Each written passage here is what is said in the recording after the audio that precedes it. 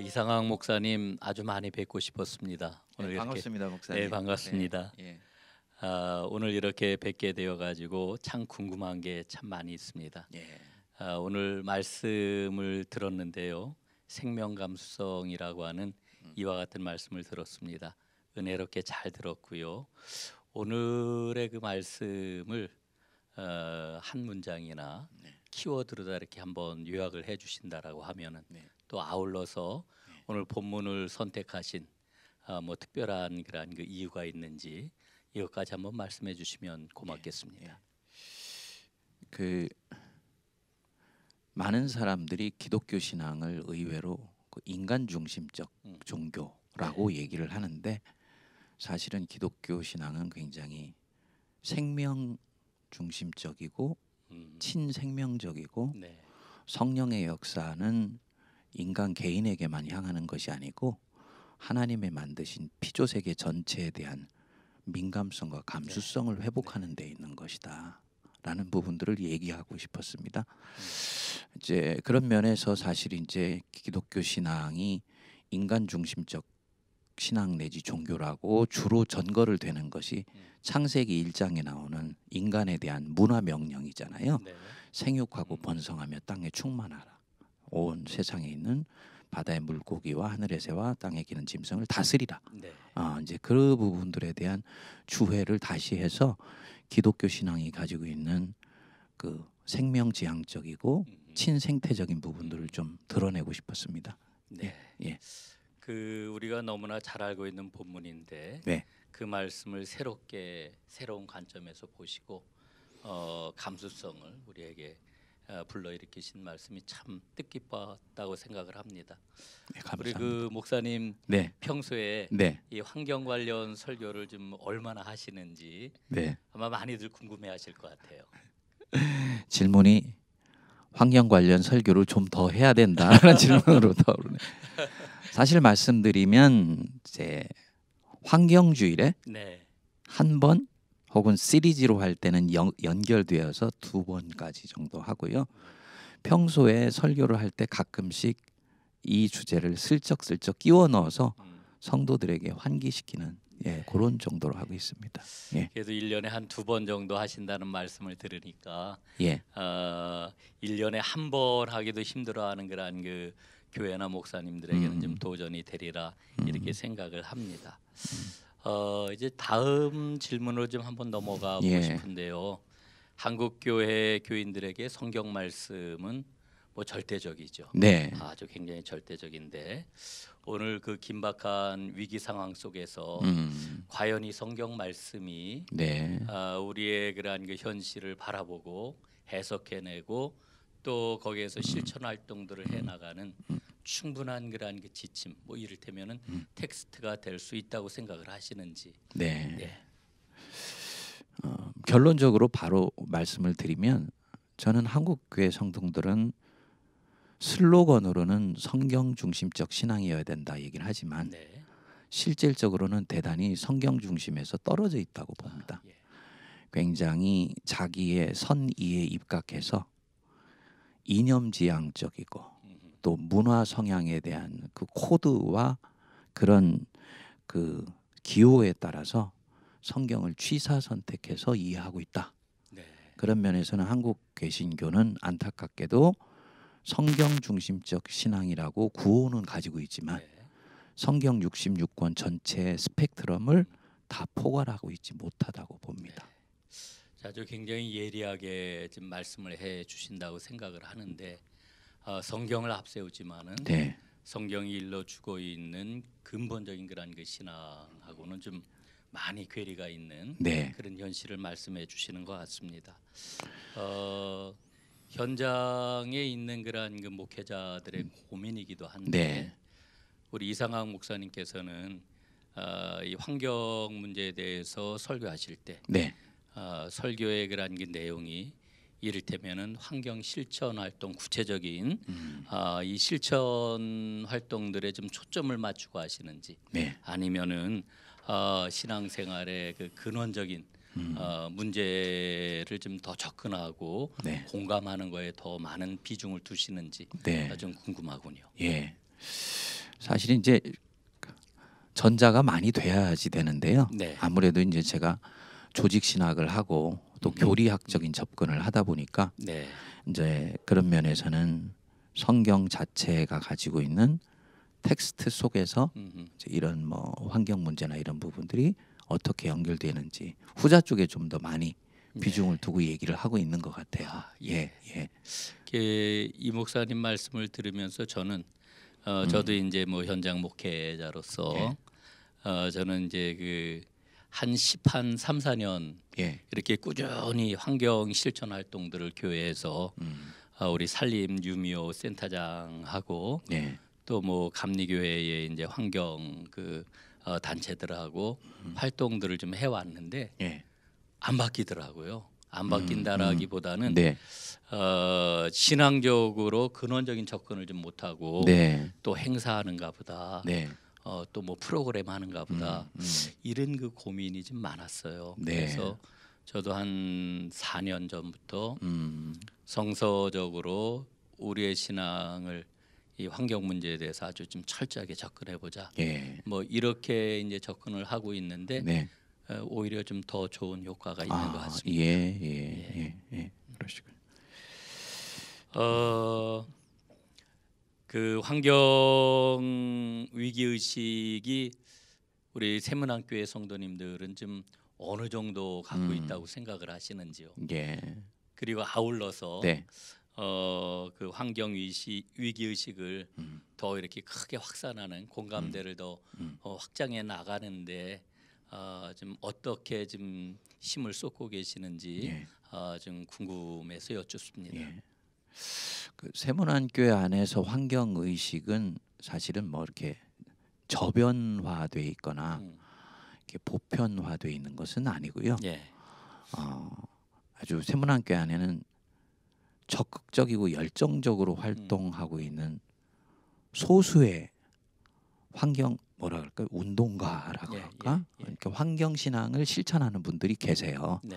그 이제 앞세대 이제 아시는지 모르겠습니다만 우리 이승리 권사님부터 시작을 하여서 지금 이제 그분 뒷세대라고 얘기할 수 있는 뭐 최경숙 권사님 이런 분들 중심으로 해서 적극적인 활동 그룹들이 있어요.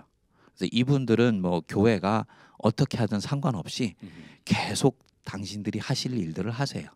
그래서 아마도 세문안교회 환경에 대한 신앙 운동은 아마 꺼지지 않고 이분들 때문에 네, 계속 될 네, 거예요. 네.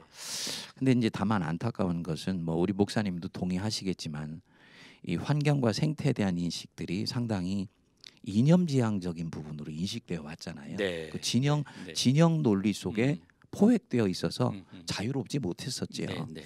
이제 그러다가 코로나가 터지고 나서 야, 이 코로나의 이 원인을 살펴보면서 이 환경이나 생태 문제는 더 이상 보수냐 진보냐는 이런 진영 논리로 접근할 것이 아니고 인류 전체의 생존과 직결되어 있는 문제구나라는 것을 예. 비로소 최근에 제가 볼 때는 한국 교회가 인식하기 시작한 것 같아요. 이제 그러다 보니까 이제 한교총 같은 곳에서도 환경의 중요성들을 제일 첫 번째 이제 이슈로 놓고 접근하는 이런 어떻게 보면 고무적인 네, 인식들도 네. 생기고 이제 그런 부분에서는 좋은 일이라고 보고요.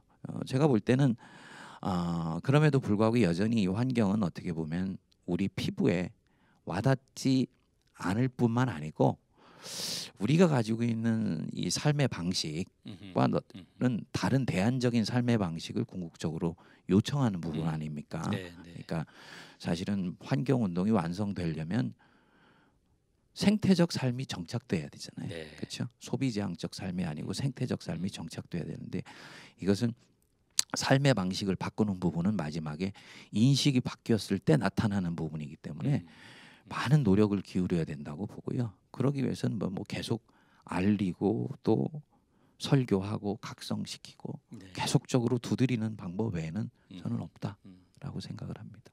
예. 그 목사님 말씀 들으니까 굉장히 중요한 자산이 두 개가 있는 것 같아요. 세문안교회. 네. 하나는 목사님께서 아주 굉장히 강조해서 말씀하신 일찍부터 이 환경 문제를 신앙적으로 실천해온 그런 그 그룹들이 네. 있다라고 하는 거. 그리고 이제 담임 목사님이신 우리 이상학 목사님께서 그 부분들을 어떻게 해서든지 잘 확산시켜 나가려고 하는 이런 그 목회적인 의지를 갖고 계신 거. 목사님 말씀 중에 저도 정말 공감하는 바가 이 한국 교회의 이 환경 문제 접근에 있어서 제일 큰 장애는 뭐 신앙적인 것도 있고 또 중요한 거는 이게 진영의 포로가 되어 가지고 예, 거기에 의해서 이렇게 막 재단이 되는 네. 이런 그 아주 안타까운 상황들을 좀 보게 됩니다. 예. 네. 예. 많이 그래도 좋아졌어요. 제가 네. 보니까요. 예를 들어서 이제 제 후배 목사가 섬기는 교회가 하나 있는데 이제 이름 되면 다 알 수 있는 그 소위 사이즈로 보면 중대형 교회인데요. 네.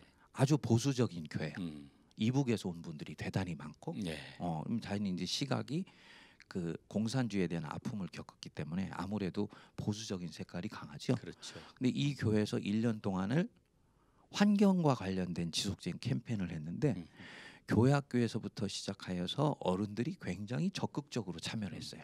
코로나 기간에. 네. 그래서 이 코로나가 어떻게 보면 인류 전체에게는 굉장히 큰 아픔이었지만은 환경과 생태적 삶의 소중함을 일깨우는 중요한 기폭제가 된 것 또한 사실인 것 같다. 네. 이런 면에서 좀 우리 앞장서서 일하시는 분들을 좀 격려해드리고 싶습니다. 예. 네, 아주 굉장히 힘이 되고 그 소망스러운 그런 그 말씀을 이렇게 좀 듣는 것 같습니다. 우리 그 세문안교에서 네. 혹시 네. 그 실천하고 있는 뭐 좋은 프로그램, 네. 대표적인 활동들을 한번 좀 소개해 주시면 어떻겠습니까? 네. 제가 가능하면 이제 환경주일에 1년에 한두 개 정도를 제시를 하거든요. 네. 예, 그래서 작년 같은 경우는 이제 텀블러 사용 운동, 예, 그거를 이제 우리 사회부를 통해 가지고 이제 시도를 했어요. 네. 그리고 또 이제 가까운 거리는 걸어 다니자. 네. 예, 이제 이런 부분들 그래서 이렇게 시도를 하고 있고 우리 이제 교인들 열심히 이제 활동하시는 분들은 뭐 재생용지 사용이나 이면지 사용이나 또 회의 자료 이런 것들을 종이 대신 카톡으로 바꾸자 이렇게 계속적으로 권면하고 있는데 이제 우리 세문안교회는 이렇게 회의가 굉장히 많거든요. 그 민주주의가 발달돼 있어서 네. 그러면 이제 자연히 그 회의의 모든 문서들을 이제 종이로 하다 보니까 당회 안에서도 지속적으로 이렇게 하면 안 되고 화면으로 대체하자라는 얘기가 나오는데 그것을 당위성은 인정을 하는데 현실에 뿌리 내리는 부분들은 또 이게 문화적인 성향이 있어서 시간이 좀 걸리는 부분들도 있는 것 같아요. 네. 그래서 어쨌든 그런 시도들을 계속 하고 있고요.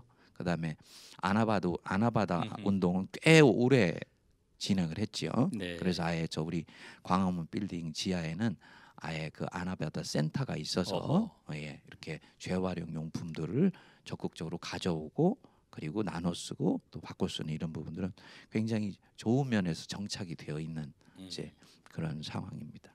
예. 그리고 이제 그 환경주의를 이제 지키는 부분들을 이제 저희들은 적극적으로 권장하여서 아예 주보 안에 오늘은 환경주의로 지킨다라는 부분들을 이렇게 넣고 그건 이제 2006년부터 계속 진행해 오고 있죠. 감사한 것은 우리 세문안교회는 뭐 하나가 결정되는데 시간도 많이 걸리는데요.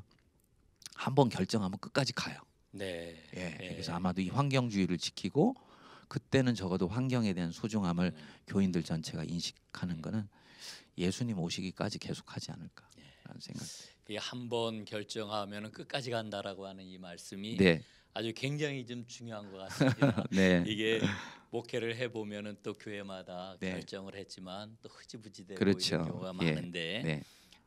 의외로 제가 말씀을 들으면서 세문안교회의 그러한 그 환경 실천 운동들이 구체적이고 네. 다양하고 네. 오랫동안 지속이 됐구나라고 하는 그런 생각을 갖습니다. 예, 감사합니다. 아주 예. 굉장히 그 감사한 일이라고 생각이 들고요. 한 가지 더 좀 궁금한 게 있는데 그 뭐 성도님들이나 혹은 그 이 교회 이제 소속 그 네. 교육자님들 네. 또 혹은 환경 리더들 교사들이 있죠. 예. 이런 분들을 좀 교회적으로 지원하는 그런 뭐 프로그램이나 혹은 내용이 있다라고 하면은 한번 소개해 주시면 어떨까 싶네요. 예. 저도 이제 그 이 부분들에 대해서는 생각을 해보면서 저희들이 지금 내부적으로는 그 환경 학교를 환경 학교를 결국은 열어서 이게 좋은 프로그램으로 정착이 될 때 이 부분이 지속적으로 이제 좋은 활동가 그룹들도 나오고 교회 전체로도 이제 저변이 확대되지 않는가 해서요. 이제 이 부분에 대한 논의들이 지금 이제 오고 가고 있어요. 네. 근데 이제 저는 굉장히 고무적인 부분이라고 보는데 다만 이제 아시는지 우리 목사님 모르겠지만 저희 교회는 재직 부서장의 권한이 굉장히 커요. 그렇죠. 장로님들이. 그래서 이제 이 환경 운동이나 이 생태적인 그런 위기 의식들에 대해서 열려 있는 분이 장로님이 되시면 진도가 나가다. 또 그렇지 않은 분이 되면 이게 좀 주춤되는. 근데 세문학교 특성은 조금씩 진도가 나갑니다. 그래서 이건 제가 볼 때는 한 2, 3년 지나고 나면은 이제 이 부분이 될 거라고 보고요. 네. 현재는 네. 사회부를 통해서 모든 일들이 진행이 되고 있어요. 네. 사회부를 통해서. 그리고 이제 그 부분에서는 조직적인 지원들이나 이런 교회적 활동들은 조금 이 활동 전체로 봤을 땐 좀 약하다. 다만 여전히 아까 말씀드린 대로 이쪽에 끼어 있는 그런 정열적인 활동가들이 계속 교인들하고 접촉하면서 그런 자생적이고 자율적인 운동들을 이끌어 나가는 부분들이 현재의 모습이라고 볼 수 있습니다. 예. 그 목사님 말씀하신 대로 한번 결정하면은 끝까지 간다. 네. 그리고 느리지만 하여간 앞으로 네. 계속 간다. 네. 이 말씀이 아마 세문안교회가 갖고 있는 힘이기도 하고 바라보는 그러한 한국교회 모든 사람들 특히 네. 환경 문제에 대해서 관심 갖고 이 토크를 보시는 분들이 굉장히 좀 희망스럽게 네. 이 말씀을 좀 받아들일 것 네. 같습니다. 네. 아주 잘 진행돼서 세문안교회 이야기가 많이 네. 저희들에게 좀 힘이 됐으면 좋겠다. 네. 이런 생각을 갖습니다. 네. 더 열심히 하라는 그런 말을 듣겠습니다. 그거하고 좀 연관을 지어서 예. 좀 말씀을 좀 드린다라고 하면은 우리 기독교 환경교육센터 살림에서 예. 그 실행하고 있는 그런 그 예. 여러 가지 프로그램들이 있는데 네. 뭐 대략 말씀을 드리면 이런 것 같아요. 창조 신앙에 기반한 생태 리더십을 개발하는 거. 그 다음에 탄소 중립 기후 교회 이제 녹색 교회죠. 녹색교회. 예. 이 녹색 교회 만들어 나가는 거. 그래서 이제 이런 것들을 진행하기 위해서 여러 가지 프로그램들이 있는데 아마 대표적인 게 우리가 주로 이 사순절기에 행하는 경건한 40일 탄소 금식 운동 예. 캠페인 네. 뭐 이런 것들이 이제 몇 년 동안 한국 교회에 굉장히 큰 반향을 불러 일으켰다고 생각을 합니다. 네. 그리고 이제 온라인 그린 스쿨이라든지 예. 또 환경 선교사 양성이라든지 네. 지구 돌봄 서클 이런 부위 예. 네. 또 녹색 신앙으로 전환하기 위해서 일상의 그런 그 영성들을 이렇게 잘 가다듬는 그런 그 일들 그래서 뭐 계절이 변할 때마다 계절의 말 걸기 뭐 이런 그 프로그램도 저희가 갖고 그래서 이제 그 우리 목사님께서 아까 말씀하신 대로 환경학교 개설 뭐 이런 것들을 이제 계획하고 계시다 그래서 아마 우리 그 살림과 이렇게 살림에게 좀 이렇게 좋은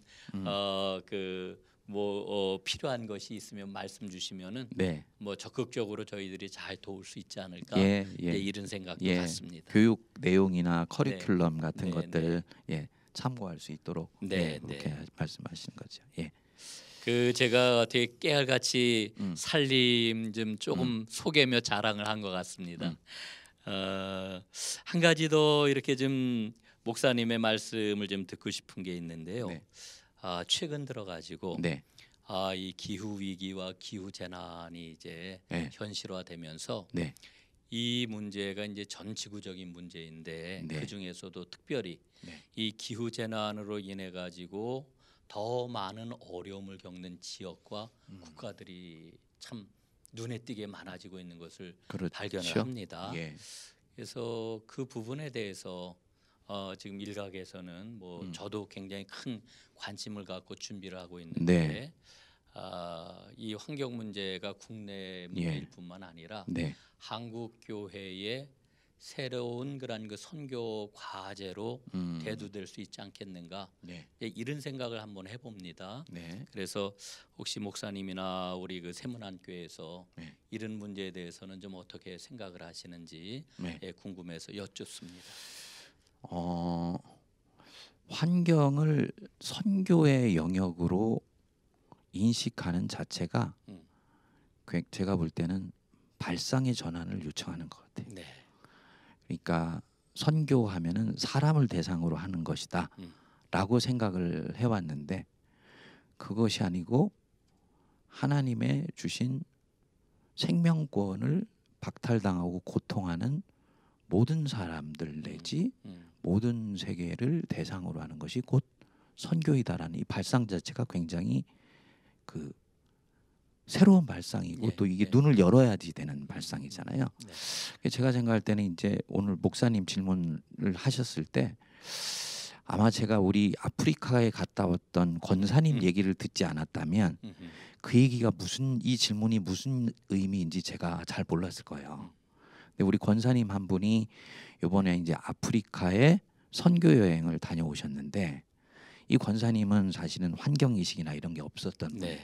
근데 가보니까 아프리카가 지구 온난화에 의해서 엄청난 기근의 고통을 겪고 있더래. 그러니까 아프리카가 원래도 기근과 홍수가 반복되면서 어려움이 많았는데 지난 10년 동안에 이전과는 비교할 수 없을 정도의 극심한 기근을 겪고 있고 그 모든 원인이 지구 온난화라는 거예요. 그래서 이분이 보고 온 게 뭐냐면 지구 온난화를 일으키는 주범은 소위 지금 산업이 이미 일어났거나 산업을 급격하게 소위 확장시키고 발전시키는 나라인데 그것에 대한 부정적인 폐해는 몽땅 산업의 혜택도 보지 못하고 있는 아프리카가 겪고 있다는 그래서 이분이 굉장한 도전을 받고 오셨어요.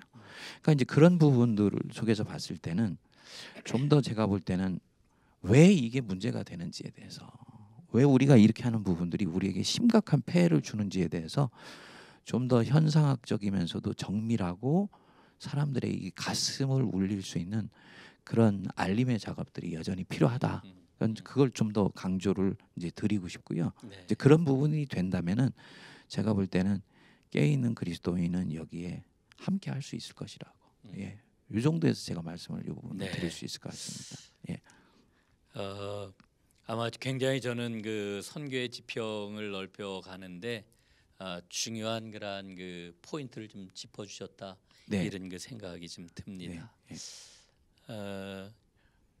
그 우리 이상학 목사님 이렇게 이제 설교 말씀이나 평소에 이렇게 하시는 말씀들을 제가 많이 접해 보지는 않았지만은 그런 말씀들을 접하면서 목사님이 강조하시는 거는 좀 상상력이라고 이렇게 한번 좀 정리를 해봤습니다. 그래서 그 목사님이 말씀하시는 그 상상력에 비춰본다라고 하면은 오늘날 교회 현실은 좀 어떤가 이런 말씀을 좀 한번 듣고 싶네요. 제가 가지고 있는 질문해주는 어떤 상상력과 현재 교회 현실 사이 그렇죠. 거리가 굉장히 멀다. 그렇기 상상력이 때문에 고갈됐다는 말씀인가요? 아니 상상력이 결국은 꿈꾸는 거잖아요. 그러니까 상상하고 꿈꾸고 바라보는 미래 내지 혹은 와야 되는 현실과 지금 있는 이 현실 사이에 특별히 교회 현실은 굉장히 거리가 멀다라고 생각을 하고요. 그렇기 때문에 계속 꿈꾸고 계속 상상해야 된다고 저는 봅니다. 예를 들어 뭐 우리 목사님도 아시겠지만 미국의 이제 구약학자지요. 그 월터 브루가만이 예언자적 상상력이라는 책을 썼잖아요. 이제 그 책에서 이분이 얘기하는데 예언자는 하나님이 바라보시고 그리고 계시는 그 현실을 와야 되는 현실을 계속 지금 있는 현실에다가 말해주는 사람이라고 얘기를 하더라고요. 그리고 그 말해주게 되었을 때 현실을 살고 있는 사람들은 당연히 이것을 환영하거나 환대하기보다는 와야 되는 그 현실에 대해서 부담스러워하고 심지어는 불편하기도 해서 현실을 밀어내려고 할 뿐만 아니라 그 와야 되는 현실을 상상 속에서 얘기해 주는 사람을 핍박하고 박해하기까지 한다. 다시 말하면 상상을 하고 있는 사람과 현실 속에 살고 있는 사람 사이에는 이 영적인 긴장과 그 메울 수 없는 간극이 네. 존재할 수밖에 없다라고 네. 얘기를 하더라고요. 네. 그럼에도 불구하고 계속 얘기하는 것이 예언자의 소명이라고 이제 그렇게 얘기하더라고요. 저는 상당히 가슴에 와닿았고요. 이제 그런 면에서 목사라면 이제 뭐 제사장의 기능, 또 왕의 기능, 또 예언자의 기능이라는 예수님의 삼중직을 그대로 이어서 하는 사람 아닙니까? 이제 그런 측면에서는 계속 상상하고 꿈꾸고 바라는 그 상을 계속 얘기해야 된다라고 네. 그렇게 얘기를 합니다. 네. 생각합니다. 예, 아주 뭐 가슴에 와닿는 그런 그 말씀인 것 같아요. 그 이제 거의 뭐 마지막 네. 질문인 것 같은데요. 네. 우리 그 기후 위기 시대에 기독 시민으로 음. 살아간다라고 하는 게 네. 어떤 의미가 있는 건지. 사실은 이제 오늘 우리가 이제 주로 나누는 얘기들이 기후 위기 시대에 어떻게 우리가 실천할 것이고 또 어떤 인식론을 가져야 되는가 이 얘기지만 이제 제가 사회학을 하면서 들어가 보니까 사회학은 아무래도 사회 구조나 사회 시스템 같이 생각을 만들어내는 틀거리들을 연구하는 거잖아요. 여기로 들어가 보면 이 문제는 사실은 굉장히 거대한 문제의 큰 흐름 속에서 진행되는 방향으로 저에게는 보여요. 예를 들어서 오늘날의 기후와 생태 위기가 심각하다. 근데 사람들은 잘 안 바뀌잖아요. 그렇죠. 그렇죠? 예. 사실 이제 코로나 때 이후에 사람들이 생태에 대한 의식들이 굉장히 늘어났지만 또 많은 부분에서 급속도로 코로나 이전의 삶의 방식으로 다 돌아가 버리고 있어요. 그렇죠. 그래서 예. 코로나가 우리에게 준 그 엄청난 경고를 사람들은 실제로 진지하게 받지 않고 있는 모습으로 보이는 게 저한테는 더 아픈 현실로 보이는 거예요. 그럼 그건 왜 그럴까? 그것은 결국은 지금 이 생태적 위기를 가지고 오는 근본 원인이 우리가 가지고 있는 삶의 방식의 문제에 있다. 그러니까 이제 그 이제 바로 뭐냐면 소비 지향적 물질 문명 사회 속에 사는 사람들의 삶의 방식이죠. 그렇죠? 우리의 소비가 어느 순간에서는 소위 생태계 속에서 살아가는 동물이나 타 피조물의 생명권까지도 유린하면서 소비를 무한히 확장해 나가고 예. 아파트를 지어도 아무 생각 없이 숲속 한복판에 지어서 본인들한테는 환경적으로나 시야적으로는 그린일지 모르지만 그 속에 살고 있는 생명들은 전혀 관심하지 않는 그런 식의 소위 삶의 방식들을 계속 인류가 지난 한 3,400년 동안 계속해 왔잖아요. 중세 그렇죠. 이후에요. 그렇죠. 그렇죠? 그럼 그 부분들을 결국은 건드리지 않으면 우리가 가고 있는 이 문명의 방향은 저는 바뀌지 않을 거라고 봐요. 이게 솔직히 제가 가지고 있는 마음이에요. 그럼에도 불구하고 어쨌든 이 생태 위기는 너무 당면한 위기이기 때문에 이 부분들에 대해서 계속 경고를 하면서도 한편으로는 기독 시민으로서 살아가는 부분의 이 본질적인 문제 제기를 우리가 이제는 서서히 해야 되는 때가 왔다라고 저는 봐요. 네. 소비지향적이고 물질지향적인 이 삶의 방식이 더 이상 지속 가능하지 않지 않냐. 이 얘기를 이제 적극적으로 해야 된다고 생각하고요. 무엇보다도 우리 후손들이 우리가 만들어놓은 이 판 때문에 결국은 생명권 자체를 유지할 수도 없는 그런 세상이 올 수도 있다는 이거는 엄청난 죄악이거든요. 이제 감사한 것은 제가 이제 요즘 뭐 각 교회마다 그 MZ 세대에 대한 관심이 많잖아요. 그 MZ 세대가 가지고 있는 중요한 화두 중에 하나가 바로 이 환경 문제라 그러더라고요. 네, 왜 그러냐 그랬더니 기성세대가 본인들 하고 싶은 대로 소비하고 뭐 그렇게 살아서 이 세상을 만들어냈는데 자기들은 결국은 기성세대가 만들어놓은 그 아프고 고통스러운 생태 환경을 그대로 끌어안으면서 살아야 되는 그런 부분에서 봤을 때 생태 문제는 더 이상 먼 얘기가 아니고 우리 자신의 현실이라고 생각을 해서 이 MZ 세대가 생태에 대한 관심이 굉장히 많다고 그러더라고요. 이제 그런 면에서는 좀 더 본질적이면서도 근원적인 부분들을 이제 씨름하기 시작할 때가 왔다. 그리고 코로나가 그 부분에 있어서 이 근원적인 문명의 방식이 지속 가능하지 않다라는 것을 실질적으로 피부에 와닿게 경험할 수 있도록 해주기 시작했다라고 봐요. 그런 면에서는 기독 시민이 이 부분들을 가지고 이제 한 걸음 더 나가야 된다. 그리고 이제 그런 면에서는 제가 오늘 우리 그 산림센터가 이 대담을 만들었습니다만 굉장히 중요한 일을 오래전에 시작했고 또 이제부터는 조금씩 뜻이 있는 사람들이 살을 붙이기 시작할 거라고 저는 봐요. 그런 면에서는 재정도 부족하고 인력도 여전히 부족하지만 힘내시라고 말씀드리고 싶습니다. 네, 아마도 그 기독 시민과 이 기후 위기 신앙을 연결해서 이렇게 질문을 던진 거는 아마 그 기독교 환경 운동이라고 하는 네, 요 바탕이 네, 운동의 지향성, 그렇죠. 뭐 내용, 예. 뭐 이런 거에 있어서 전환을 요구하고 있다라고 하는 것을 지금 감지하고 뭐 이런 그 질문을 오늘 이렇게 좀 드린 게 아닌가 싶은 예, 그런 생각이 들고 예. 오늘 목사님 말씀을 바탕으로 해가지고 이 기독 시민으로서 이 기후 위기 상황을 어떻게 우리가 헤쳐나갈 것인가 하는 것들을 깊이 생각해 보도록 이렇게 해야 될 것 같습니다.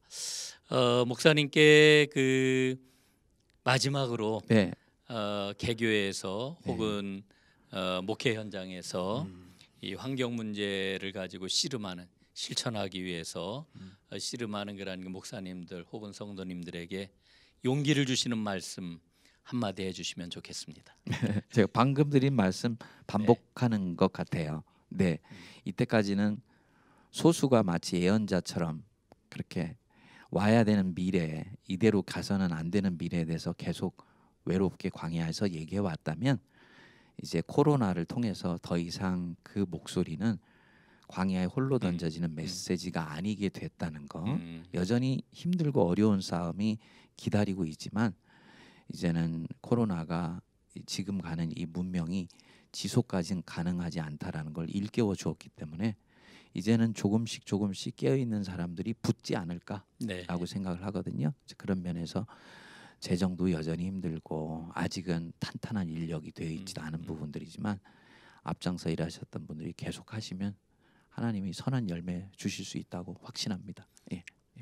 네, 아주 귀한 말씀, 아주 밀도 있게 이렇게 잘 들려주셔서 너무너무 감사합니다. 이상학 목사님 귀한 말씀 들려주셔서 고맙습니다. 감사합니다.